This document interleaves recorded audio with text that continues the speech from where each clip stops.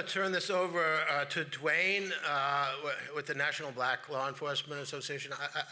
I've worked with them, and they've participated in previous summits, and I've participated in their events as well. It's a very dynamic organization. It represents really a lot of significant major cities throughout the country who have black police chiefs, and as well as other public safety officers and directors, and not just, it encompasses a wide variety of diversity among people in public safety and law enforcement, and also serves as great mentorship programs. It's a very impressive organization, and Dwayne has been their executive director, I believe, for about a decade now. Yeah. And while he doesn't claim to carry a gun and badge in his career, at least he hangs out with a lot of people who do. And so he understands the field and understands what we're doing. So he's not necessarily here to speak from that perspective, but at least to introduce you to those who work on the front lines. Dwayne? And greetings, my name is Dwayne Crawford. We're going to start off first with some introductions. First of all, this is an amazing panel. Now, full disclosure here, I have homes in Atlanta, Georgia, where I'm based with my family, but I of course, have a place up in Washington, D.C. too. And so I live in two major cities through my job at Noble. And so, of course, major event areas. But what's clear about this discussion is whether you're in a rural area or a mid-sized town or city or a major city, very similar issues. We want to make sure what?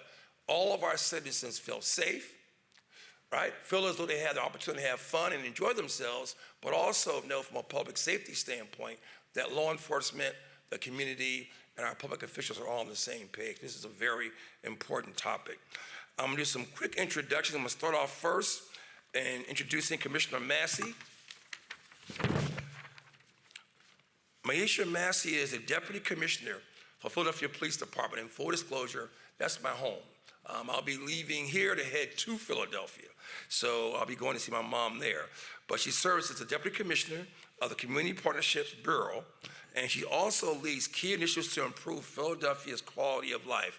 And as you all know, that the Philadelphia Eagles are the recent winners of the Super Bowl. I'm sorry, folks, I'm sorry. Okay, now, an old friend of mine, Chief Daniel Hahn, as you all know, is a former chief of this amazing city of Sacramento, California. He just informed me this morning, I didn't know this, he's also a former president of one of our Noble chapters here in Sacramento. But he served as the first African-American chief of both Roseville and Sacramento here in California. But he also, now are you still the head of security operations for Sacramento Kings? Okay, he's a former head of your amazing basketball team here. But it's a pleasure, Chief Hahn, to be in your town, always an honor. Next person, Andrew Robinson, Sergeant, Pittsburgh Bureau of Police. In 2023, he was promoted to Sergeant, where he supervises the newly formed Southside Entertainment Patrol. Service and honor. Thank you for being part of our panel.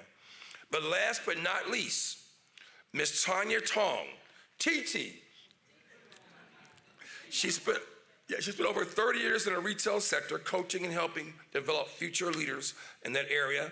Also, she has her own company, and she focuses on community presentations and also providing security services. And let me say this to you, TT. I'm going to share your comments you gave me privately with my son. She knows what I'm talking about. But everyone, it's an honor to be here. Amazing panel. We'll go ahead and get started. We're going to ask each panelist to give us about 1 to 2 minute opening statement on the topic. And again, our topic is Frontline Safety Challenges and Strategies. We'll start first with Commissioner Massey. I'm sorry, get your mic. Okay, so as he said, I'm from Philadelphia, and in my office is community partnerships. It's everything quality of life in the community in the city of Philadelphia. So when we talk about safety, I don't run my actual bureau or department myself. I utilize the community. I police through the lens of the community. What that means is we utilize the community to tell us where we need to target harden. If you don't know what that means to just cover down on the areas that are impacted or most prone to violence. Philadelphia has a lot of violence, but I'm happy to say 36% down. So double digits, but that is through the community policing model. And so what I will say is we utilize the community to make sure and identify our safety threats. We'll now hear from Chief Hahn. I'll just say it's amazing what a win of a Super Bowl can do to make people happy in your town. And as you win every year, people be less violent. Good point, Except Chief. for that one year they lost to that Raider team. Oh, yeah, when I was a little kid. Yeah, I was traumatic. I think gambling's illegal, but I won some money in middle school on that one. So I'll just say this. I did 34 years in law enforcement, the last 11 as chief here in Sacramento, my hometown, and in Roseville, which is a suburb of Sacramento. I was recently, for about a year, the VP of security for the Kings, the arena, the entertainment area around it, the River Cats, and the hotel that's attached to the development there. And I'm a dad of a 20-year-old and an 18-year-old that tend to like to take advantage of entertainment zones. So that's where my perspective comes from. And I'll just say this, it hasn't changed much at all from as a police officer and as a police chief. And collaboration is key, from the private entities to the police department and the city government as a whole, to community groups. Without a good partner, because each one of those groups has the ability to do different things. And you need all of those groups working cohesively in order to have a good area that has a good reputation. I used to tell all the people that I worked with, like, once you get a reputation that this is the spot to act a fool at, good luck. So without that collaboration, it's really hard. Yep. We'll hear next from Sergeant Andrew Robinson. Good morning. My name is Sergeant Andrew Robinson, Pittsburgh, Pennsylvania. I got promoted in 2023. Most of my colleagues said I got demoted because I had to be in charge of the Southside Entertainment Patrol. But I'll tell you what, I have a real passion for the nightlife and creating a safe environment in the Southside, walking a beat with my officers, de-escalating crime, getting to know all the bar owners, the stakeholders in the area. It can be very fulfilling at the end of the day. We created a large partnership with our community members who advocated for an entertainment patrol. We decreased crime. Shootings are way down, all because we're focused on walking the beat down there, stopping crimes before they happen, and not letting things get out of hand. Yep. And last but not least, we'll hear from Tanya Tong, founder of Security Communities. How to work a mic. Good morning, everybody. One of my missions coming on board with myself was making sure that our communities were safe. You know, security companies, there's a million of us, right? So, but what is it, what's my goal? What's my purpose? My purpose is keeping our communities safe. So my company's name is called Securing Communities. And under Securing Communities, we do a mass amount of different things. We definitely security first, right? We do training, we do ushering, we do concierge, and all these things is built upon trust. As a company, my client has to trust me. They have to trust the security team and the people that I bring on board. The women, I concentrate on women's security because I think we bring a different entity into the security world. So my biggest push right now is trust. You have to trust me. You have to be able to pick up the phone and know I'm going to deliver a service, and the service that I bring is going to be what you guys need for your establishment. So this is my mission, and this is where I'm going to power through. Thank you. We'll pose our first question. What are best practices responses, or I should say practice responses, to potential increases in crime rates and threats of violence that occur in public spaces and or social venues? So again, what are best practices you all are seeing out there that we can share with our audience? Let's take that one first. Yeah, go ahead, Sergeant. Yeah, you go ahead and take it. So the best practices that we have seen is having officers out highly visible in their area and then strategically placing them at the end of the night. Say like the bar, everyone gets out of the bar at 2 o'clock in the morning, where are they gonna go? They're going to go to the food places. Have officers stand by the food venues, try to get people out of there as fast as possible. We also have ride shares strategically placed that they're geo-fenced that they can only pick you up at a certain location. So it's not creating traffic jams out on the street and creating more of a party atmosphere. Yep. You know, want to share any best practices or things you're seeing out there that are working? Yeah, I'll stick on the collaboration deal. I think leading up to that, you need to address all the issues. So like here, we have a lot of food vendors that the private businesses get upset about. And so code enforcement, you have to have partnerships with those that will do enforcement actions on all the little things that just slowly build up. But the reality is, anytime you have thousands and thousands of people, you run the chance, no matter what you do, that something can happen because there's thousands of human beings there. And so one of the things that I've seen challenged, not only in law enforcement, but in areas like what we're talking about is when something does happen, there's silence. So like the media is going to cover the story no matter what. And so if you don't tell them something, like what's going to change tomorrow night in this area and what people are going to be able to see so they can feel comfortable coming down here, where they're going to go interview the guy around the corner that says this is the most violent area in the whole world and nobody ever better come down here, and that's what you'll have as your reputation. And so one is collaboration, but also address the issue. When something happens, people saw it on the news. They want to hear something.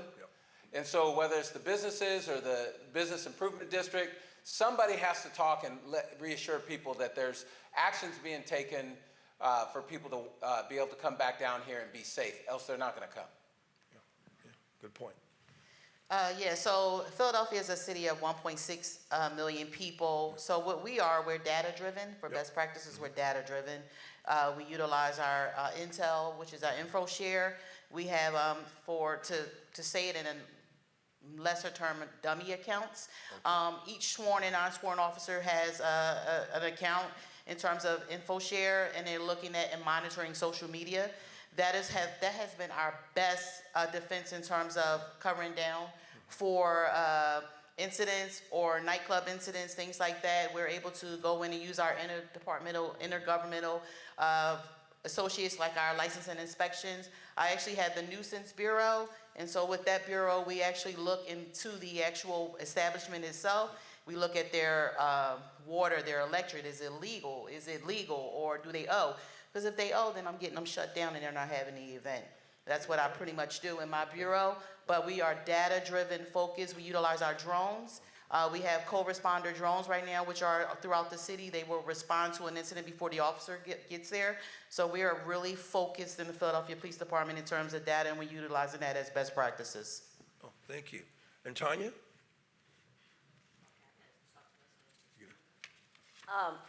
So, as our world continues to change, first of all, I want to say thank you. This is an amazing panel. I'm very honored to be up here. As our world changes, security companies have to be able to be flexible and mold, right? We have to. So many things are changing in our world. So the first thing I definitely practice is making sure I'm keeping my relationships with the police department.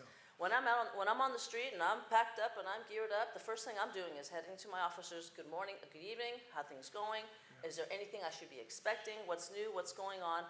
And you have to touch base because that leads the tempo for the rest of the evening, right? So definitely keeping relationships with your PD is super, super important.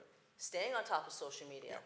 I don't like to be on social media when I'm trying to break up a fight, but it's going to happen, and you can't let the social media get under your skin and own you in that manner, right? So making sure your security team, whether it's in-house or a third-party security company, is keeping that relationship with your police department, not just Sacramento, and making sure the alliance is definitely there, because they're going to be our biggest asset. We're the first line of defense, right?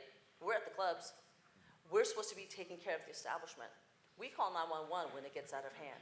Our guards have to be trained, and they have to be ready to go. So that's our future right there as we continue forward. Thank you, thank you. We're now going to switch gears and discuss our emerging trends now. We're going to pose a few questions in the area of emerging trends. Now, before I forget, we're going to leave about 15 minutes at the end for audience questions. So we want to make sure we give you an opportunity to also pose questions to our amazing panel. Next question. Post-COVID, what are some of the emerging trends that you're starting to see out there? It could be in the area of a crowd movement, closing times. It could also be in things such as allocation of foot and bike and amount of officers. But what are you starting to see over the last 3 or 4 years now as far as emerging trends? Well, I'll go, and I'm not sure how it's related, if it's related directly to COVID or not, but some of the things that I saw as, in the private sector as the VP of security is, like, there'll be like groups of 15 or 20 kids running around that don't care what anybody tells them, whether it's a police officer, a security officer. And so I didn't used to see that as much as I do now. Just kind of disregard for all sorts of things. So again, it's even more reason to stay on top of it early on. Like, there's acceptable things to do in this area and there's unacceptable. And when it's unacceptable, there's going to be consequences, whether it comes from a private security officer or the police department or the city government as a whole. The other thing is something that I'm not real knowledgeable of, but I got more knowledgeable, is technology. So the technology today is so much more than what it was when I was out on the street, from cameras to AI in the cameras to sharing the camera's footage live with the police department, all of which has been done in the last probably year in this town.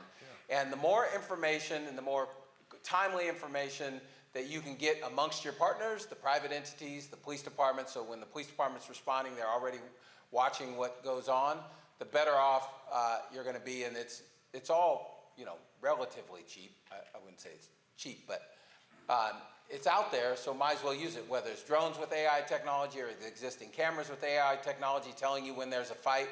What I used to say as down in Doco, which you've probably been over the last couple days, is when we used to catch stuff there, it was the security officer manning the cameras, watching the cameras, happened to be looking at the right camera at the right time and saw something suspicious and sent people to it.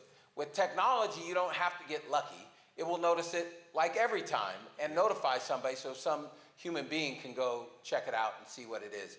To me, that's what we're going to have to use, because I don't know, raise your hand if you're in a city that doesn't have budget problems. If you're in a city whose police department's not being cut right now, whose other departments, code enforcement, nighttime, all these things aren't being cut or at least stagnant right now while your city's growing and trying to have more festivals and more entertainment venues, right? All cities are experiencing that. So the more we can get consistently good data to the people that can do something about it, and that's what technology can do, is what we should be doing. Oh, fantastic. Ms. Tong, any thoughts on your end? Boy, you're not kidding when you see the groups of kids that are completely unruly and they live with no fear. How do you control that? They're underage and they're running through your streets causing chaos. So post-COVID, I worked in the retail sector during the COVID time, and having to have the fear of people coming in to buy groceries with masks and not sure what to do, and then I go into the security world of it because I see there was a need. It's really difficult because I think that people now are coming out, they're getting out, they were in the house for so many years, having to come out, having to figure out how to relive in a different time because people's mental state's different, right? So we have to flex. So I don't have anything specific except for be aware of the surroundings, eyes are open, and be able to make the change and be flexible when it comes to making decisions based upon security, law enforcement, or how you handle your events. Because events, remember during COVID, we had ID check, COVID, your immunization card check. So we went through a very serious time in our world where things had to change, and as we're coming out of that, security is changing again. Police officers are changing again. Events are changing how we do things, right? Weapons, knives, everybody carries a knife these days, right? So we have to make sure we're staying aware of our surroundings, research, watching social media. If you don't have social media, if you have an event, you should probably stay on top of what's going on around in your area and your community. So I think being really aware and being able to be flexible when it's time to flex really quickly, flex. Make those adjustments. If you have lines that are getting too long and you have to make those adjustments, flex. Maybe have more officers doing more pat downs or wanding. You have to be able to be flexible, or else you're going to get caught behind the ball. Yeah, thank you. Commissioner Massey. So I have citywide vice under my bureau, which works with and also the FBI task force. So what we've been seeing, emerging trends, first of all, everybody's outside. That's what I'll say, everybody's outside. But we have noticed an increase in speakeasies. underground venues, things like that. Whereas now places are monitoring how many occupants they have in there. So the speakeasy have now their own little spaces they have throughout the city. So, and speaking of the kids, the juveniles have speakeasy. So with that, that's just like another dynamic that we're dealing with. But with that, I say I utilize my citywide vice officers, code enforcement officers I have in the FBI task force, and they go in covert missions and go into operate these actual speakeasies and venues that we've been seeing. The kids' lawlessness is a problem. It sounds like a national trend. What we've done is each officer is equipped with body-worn cameras, and our cars are equipped, so we utilize the facial recognition. When we get those kids' face, we put them on the news and hold the parents accountable. So that's how we've been doing it in Philadelphia. Yep. Sergeant Robinson, your thoughts? I'll stay to the topic of juveniles. We also have a juvenile problem in the city of Pittsburgh. There's no place for juveniles in the bar district. So we try to make that clear, try to usher them out. What they're doing now is they're having Airbnb parties. At these Airbnb parties, they're posting it on social media, they're showing their firearms, trying to get people there. We had a bad incident where an Airbnb house party got shot up. 2 young juveniles, unfortunately, were murdered during that. But we try to stay on top of it with the social media, try to figure out where they're going to be, and send our officers there and shut down that party, make arrests, get the guns off the street. Also, we're using the body-worn cameras. We're not allowed to use facial recognition in our city. Okay.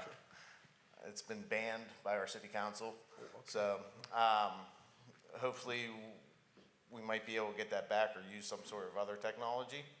But we're working with our violent prevention unit. They dig deep into the social media aspect of Facebook and Instagram and try to figure out where these parties are going to be. And we're going to, ahead of time, man, we have a little bit extra time. Are there any questions by the audience on the 2 discussions so far?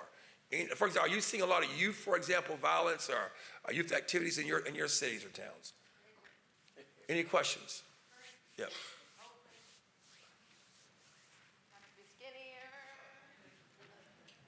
Good morning, y'all. My name's Corrine. I'm from the city of Boston. I oversee nightlife economy.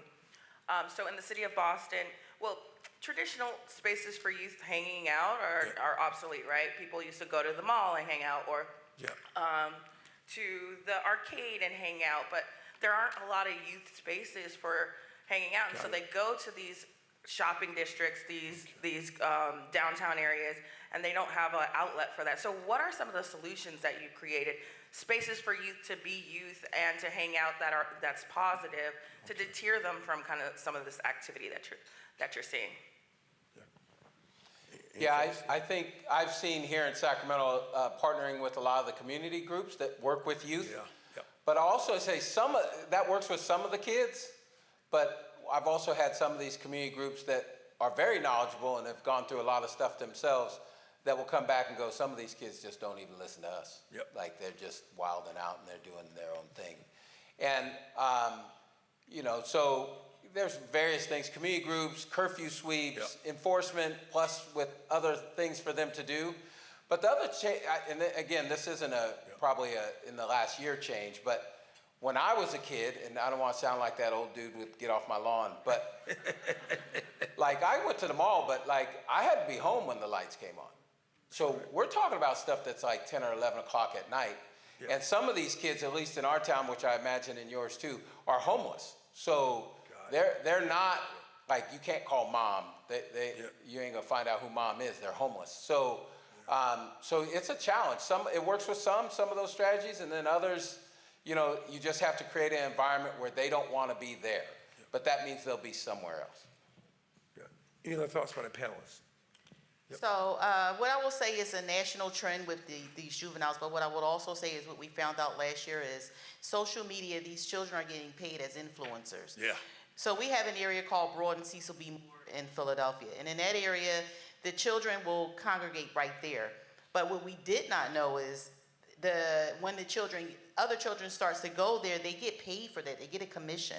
Did you know that? So there are paid influencers. One boy, he actually paid for his prom and his graduation utilizing that influencing. So until we get some type of legislation where we hold social media accountable, because that's what it needs to be, in terms of these juveniles and all over the country, we have a problem. We have an epidemic. So what the chief said is what we're doing in Philadelphia. We are partnering with our grassroots organizations like NOMO and other organizations, but more importantly, providing them with jobs. We're giving them jobs, incentives like that. But like the children that are just unruly, we're trying to find out what it is that they need. So what we're embarking on in the Philadelphia Police Department is a youth commission. Under the direction of our police commissioner, we're going to try to do youth advisory councils throughout the city to get the children's voice. Because as an adult, you're always talking at the child. You need to hear what they have to say in order to get to the root of the problem. So that's what we're doing in Philadelphia. Any other thoughts? Yeah, there you go. Yep. I don't have an organization, but I do have a company. And I work with nonprofit groups out here that are trying to make sure that we have a place for kids to learn, get a job, and get nurtured. So I'm a tough boss. I'm called the auntie. They tell me that all the time. And because if you have your phone on, I'm gonna tell you something. You got your keys hanging out, the lanyard, I'm gonna tell you something. You better have your shirt tucked in, you better have hands pulled up, you better have your belt on, your shoes better be polished. I'm mean, I'm tough. But you know what? You're gonna learn some skills. You're gonna put some food on that table. You're homeless, I'm gonna help. But it's a process. You have to care at the same time, but you have to care, you have to be resilient. There's all these things that you have to be if you want to be a boss that's going to help your community. So it's not just having a security company that I have. I'm offering a job and skills. And some kids, they don't make it. I've taken a lot of kids off the street, and I couldn't be more proud. But you know what? When they get stuck, they know to come back and call auntie, no matter how mean I get, and no matter how much the discipline process is. You have to build that community. So that's what I try to do. I definitely can't pull what these guys do, but that's my process. And I'll also chime in too. At the National Organization of the Black Law Enforcement Executives, NOBLE, we actually have a DOJ, Department of Justice partnership now going on about 13, 14 years now. It's a program called the Law in Your Community Program. It's entirely free. I'm saying this again. It's entirely free. But we do it NOBLE. We have our members and our chief law enforcement executives come together with our children and our communities and discuss a lot of these issues. Our biggest goal in that scenario is, one, to give a voice to our children, so middle school, high school, college-age kids, but at the same time, introduce them to law enforcement, meaning both the profession, but also the relationship building part of this thing. And we don't sugarcoat anything. But I'll say this, that there are a number of programs that don't cost a dime out there. In our case, we got about 200 instructors, certified folks that will send all over the country. And in our particular case, it was done in conjunction with the Department of Justice. But this thing of youth, I'm not saying it's an easy solution, but my first time coming to Sacramento was with a group called the 100 Black Men of America. I came here actually twice and spoke at this city here and was around mentoring children. But I agree with everything that's being said. There is the law enforcement angle, but I would also say your churches, and unfortunately, when Tamir Rice was killed in Cleveland, I had to go there and speak. And one thing we talked about was the role of clergy and faith-based organizations to say they already got buildings, minimal other facilities, and what they could maybe do to offer a place for children to go. Unfortunately, because of budget cuts and things, when I was a kid, you had recreation centers, right? You had gyms, you had all these other kind of programs. And I'll throw another organization out there, Police Athletic League. I sit on their board now. But those are some examples. I would just say to everyone, we're hearing the same thing at NOBLE about the concerns over youth, but I'll say this to everybody. And I've been in youth development for 25, almost 30 years now. No kid is born bad, y'all. I get on planes and people, I would say, that's because I was in youth development, and I would say what I did for a living, and someone would say, those kids. Well, unless you're 90 years old, there are kids. But this is a common thing we're also seeing, is how are we going to engage our youth in a productive way. But to your point, there are some kids that are very challenged out there, and homelessness is a real thing. This issue of homelessness, I don't make this a political statement, but this issue of homelessness is real. I travel across the country, almost everyone's trying to figure out how to address it. Now, any other questions so far before we get into our last part of this discussion? Any other questions? Yes, sir. I'm curious what you guys see as the trend with homelessness and mental health issues and how they're being handled in your different locales. Yeah. Panel. Sergeant Rock, yeah, Commissioner Massey. Oh, okay. So we actually have a behavioral health department. We utilize them as co-responders. So when you call 911, the first question the 911 dispatcher says, is that person having a mental breakdown? Does that person need mental assistance? And that was out of a consent decree, actually, because we had a couple of incidents where officers did not respond correctly in terms of mental health. So the dispatchers asked that, and we sent out a co-responder, a mental health delegate with the police officer to help that person out, be that first responder so that the officer knows how to respond to that incident in terms of de-escalation. We also train and equip each officer with CIT, which is critical incident training response, to learn how to do de-escalation tactics. Our mere presence is a de-escalation. And so in terms of actually mental health, we find that as a behavioral issue. We do not arrest our way out of that. We understand that it's a behavioral health issue and that we try to provide resources. We also have the PAD, which is our Police Assistant Diversion Program, which is providing resources for people that have mental health. And that's in terms of everything, because we know that prostitution is a mental health issue. We know no one wants to sell their body. We know that drugs, we know that fentanyl, the opioid epidemic, is a mental health issue. So we're trying to provide our citizens of Philadelphia with all the resources before we get to that arrest phase, because we understand that that's someone's child and that's someone's family member. So that's what we're doing in Philadelphia. You just picked a really simple topic, right? Homelessness. So I'm sure most people, if not everybody in here, has a homeless issue, but my guess is that the response in different jurisdictions probably varies. I can just speak from Sacramento and other places I see on the news. I think first I'll start with the problems. The biggest problem I see is that we argue one extreme over the other. Yep. So we either have a law enforcement response or we have a social services response. Yep. And both sides argue against the other one.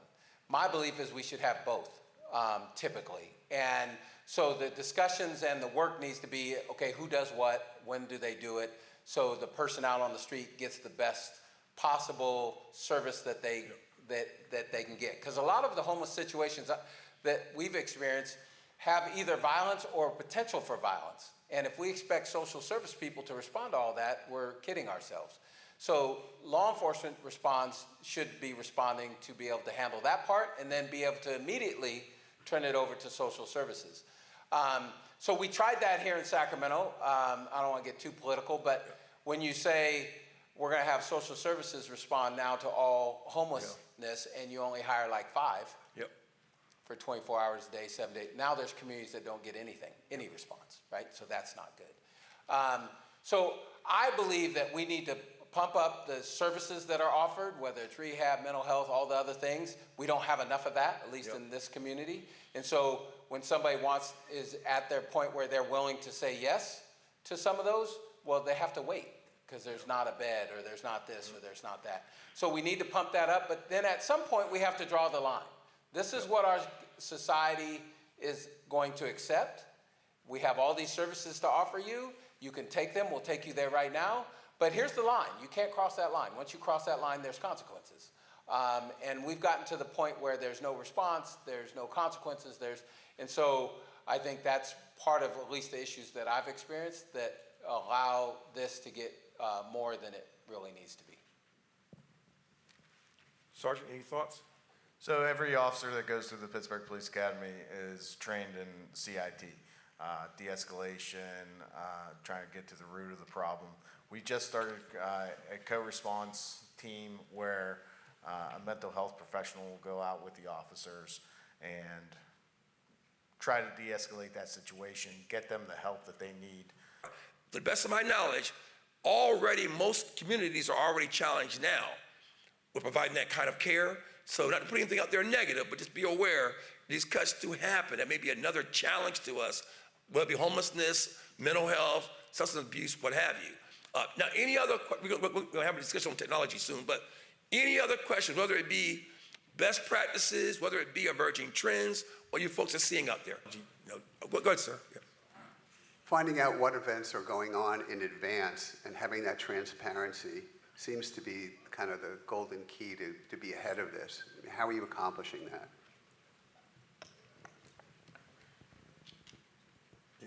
So once again, diving into social media, seeing what the venues are posting and what promoters are posting.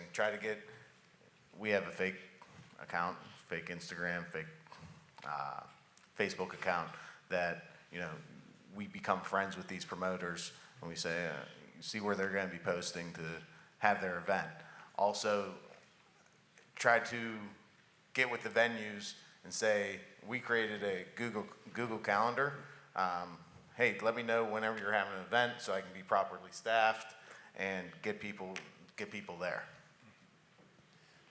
Yeah, just real quick, I think, again, it comes down to collaborations. One, from the police department perspective, the officers on the street can see people start lining up or getting ready to go somewhere that they don't have an entertainment permit or something like that. You shut it down really quick. But keeping track of social media, if you're in an area that has a P-bid, a lot of times they find out stuff. Yep. And if your relationship is good with them, then they call you, and because they don't want drama either. So if everybody's paying attention to it, you can catch most of those early on. It's much easier to catch it when it first starts than after it's already blown up and people are fighting in the middle of the street.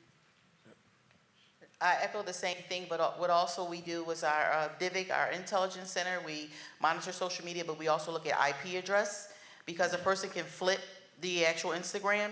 You have to be a little bit smarter than them, monitor the IP address, because no matter how many times you change your name on Instagram, social media, or TikTok, your IP address remains the same. So our analysts and our intel unit is utilizing that to monitor the actual persons that are having these promoting parties and stuff. Just maintaining that IP address. I highly, highly encourage you to use that for your intel center if you have that inside your jurisdiction or your bureau, to monitor the IP address, because they'll flip it. And just like he said, that we have like burner accounts, but when we have those accounts and they see us log on, they immediately try to go to another account. But us having that IP address, we're able to track that person.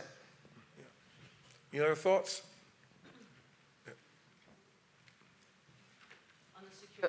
On the security side, it's my guards. They have their Instagrams. It's social media for me.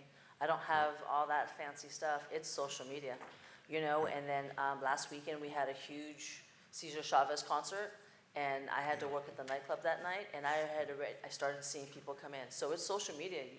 They're gonna club after each event, and you just have to be aware. So once I found out everyone is coming through, I have a group text message of all the other bars in the area, like, hey, Cesar Chavez is coming through, and we just have to be aware of all the different clubs around you and have that relationship with everybody. Okay. Oh, well, I don't have a mic, but I'll just stop then. hi, I'm Molly. I'm with the City of Denver also. We've heard a couple times throughout this that Philadelphia is looking at maybe some later closing times with some of the events you all have coming up in 2025 and 2026. And you mentioned you're really data-driven, so I wondered if there was any insights you have around what metrics you'll be looking at to determine whether that's a successful impact on your safety outcomes.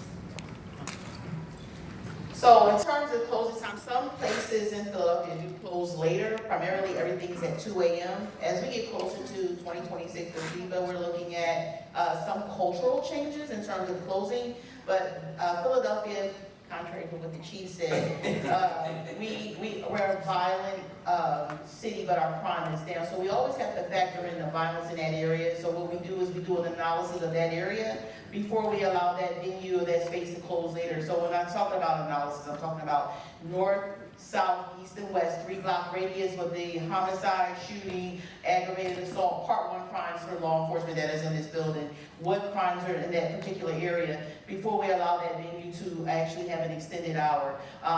We want everyone to have a good time, but we'd rather you have a good time and be alive, if that makes sense. So, a lot of people will try to say, well, we'll have an event and it's not going to be anything that's going to happen. Well, you don't know that. And then also in Philadelphia or in the state of Pennsylvania, you're accountable for your patrons and going to and from. So when you serve that person alcohol and that person leaves and something happens to them, you're accountable for that. So we make sure that that actual area is checked before we actually extend the hours or anything like that. But for the most part, it's 2 o'clock. It's 2 o'clock because we want to make sure that everyone's safe. So we're looking at a cultural change in terms of later, but we will put safety first before we do entertainment. Yeah, and I shout out to Denver. So Denver, I think you know this already. In October of this year, I want to say 10 to 15,000 chiefs from across the world are coming to your city. I'll be there too, but we'll be coming to your city. So get ready for us. And beef up security. I know, right? Oh, boy. But literally, 10 to 15,000 police chiefs are going to Denver. It's called IACP, International Association of Police, IACP. Anyway, they're hosting their conference in Denver in October of this year. So we're going to have about 10,000 to 15,000. And then last year, so it's one from Boston. Last year, we were in Boston, October of last year. Mr. Peters, yes, sir. Yeah, and make sure you have a lot of training for your security in the bars because police are notorious for just like getting drunk. No comment. I didn't say that. He said that. I have a question for the commissioner and Tanya. So last year we had a series of sessions around women in various sectors. But I think I'd really like both of you to comment on, I know, Tanya, you created a whole a women's security team, and why people who want that, why they choose to do that. And then also, from the perspective of frontline officers, you know, how do women officers bring a different sensibility or perspective or approach that you can note that may be something that can be highlighted a little bit more. We had Yvonne Roman, who leads the 30 by 30 initiative. She spoke and talked about all of the research that suggests how women officers are less likely to use force and more likely to solve conflicts in a more less confrontational way. But can you kind of respond to the two men on the panel and also speak to that from your own personal experiences? But I mean, Tanya, why do you need this full detail of women, and then why people want it, and then Commissioner, and then the others talk about women officers and their role? I know from a woman's point, if I was in an establishment, if something was happening in the bathroom, I would feel much more comfortable having a woman officer come into the bathroom than a man officer come into the bathroom to see what's going on. I actually have, I have some sites that are, if there's 4 security guards, they're asking specifically for one woman to come through. I just had an establishment this morning actually reach out to me and, hey, are you interested in bringing in a security guard? We want a woman. And so they want that de-escalation. Our de-escalation's different, right? Like 99% of most men won't hit a woman. But every time I've been hit, it's been by a man. Just saying, when I go in and I'm talking to somebody, like just last weekend, some guy was overly aggressive, and I stepped in because the guys couldn't take care of him. I had to come in. He wasn't going to hit me, but I'm the one who had to push him back. So our de-escalation is a little bit different, and we bring a different entity. Pat-downs are much more effective. And how many security guards do you see where a man comes up and sees a woman, all right, you look good, move along, right? My women aren't going to do that. Because he knows, my women aren't going to do that. They're going to pat you down. And we're not going to discriminate. A man's going to get pat down exactly the same way a woman's going to get pat down. Because there's no prejudice. It's a woman can do those things. So when I came on board with my own company, the first thing I did, I gave myself 30 days. And I opened up Members in Black and Pink in October. I wanted to make a statement. I wanted to make a movement. And when I left that company, we had 58 women strong. And so I couldn't be more proud. And once the word got out, women were flooding to the doors. I want to be a female officer. What do I need to do? Are you going to train me? Do you know how to do pat-downs? Oh, no. Well, I'm going to train you. So we're opening up a different door. And people are responding. And establishments are responding. Concerts. Everybody, they're responding. They want to see that woman on the field. We bring a different entity. Yeah, just the same thing, but what I will say is women have always been managers. from being a child. We've had to look over our family members, our brothers or sisters, so that's what brings that special entity into law enforcement and policing. We've always been managers. We know how to manage a situation. We are better at handling things than men, I will say that. We are very good at handling situations, de-escalations. But as a woman, we've always been a guardian, and so that's what the difference is in policing, because years ago, policing was warrior. And so the women bring that guardian, they're motherly, we bring that actual attentiveness to policing. So I just think we're a better skill set in terms of policing. We do the job better in a minute, I'm gonna keep saying it. We are actually the part of the 30 by 30, but we have 20% in Philadelphia, we have 20% women, so we're actually going to actually surpass that by 2030. But we just bring a better mindset in terms of law enforcement and actually being able to effectively do the job. I'll just say, I think in every industry, but especially in law enforcement, the more varied experiences and backgrounds we can have in uniforms or other capacities in the police department, the better we are as an organization. As long as they're qualified and capable, that goes for everybody. So I think women in law enforcement, it's definitely a male-dominated industry. So let me just ask you this. This is very common across the country. Some places were a little different, but in the Sacramento region, not just the Sacramento Police Department, what year do you think the first woman ever served as a police officer out on the street? What year do you think that was in the not just one department, but this entire region that you're in right now in very progressive California, you know, the Sunshine State, you know, we're so awesome in California. What year do you think the first woman served? What year? 1990. Hey, Yeah. what the? 1974. 1974? How'd you know that? So 1974, the first two women that got sworn in at the same time. There's a video online if you want to watch. They both were African American too. So women in Africa, and they caught straight garbage for years. There's a video online. Their name's Flossie Crump and Felicia Allen. If you Google that, the State Post has a video of their experiences on there, and they don't even tell the whole truth. They water it down, and it's bad enough. So, and we now, the chief that took my spot is the first woman ever in the history of the Sacramento Police Department, which is well over 170 years old. And so what I ask people is this: do you think there's never been a woman police chief in Sacramento because women were not qualified prior to Kathy Lester, or do you think it was something else? Now, I've worked in this police department for 34 years, so I know it's not women weren't capable, because I've worked for many women captains, women training officers, and things like that were very capable. So we have to understand that and purposely do things that make it clear that women are wanted in this profession, are valued in this profession, and that whole thing, you ain't big enough, strong enough, it's just simply not true. And bring it even closer home, so it noble, that's what it is about law enforcement executives, noble. I've had 12 bosses, being head of our board, national presidents. I want to say 5 were women and 7 were men. And you look at all of our members, 5,000 is about 50-50. We call it black girl or brown girl magic, but literally my bosses I've had almost evenly split. And the person being sworn in August, Chief Renee Hall, she'll be my 6th president I'll be working for. So to your point, and also say this, I don't get this DEI thing, I know that's a pretty big controversy. Look, folks, I've been running companies now for 35, 40 years now.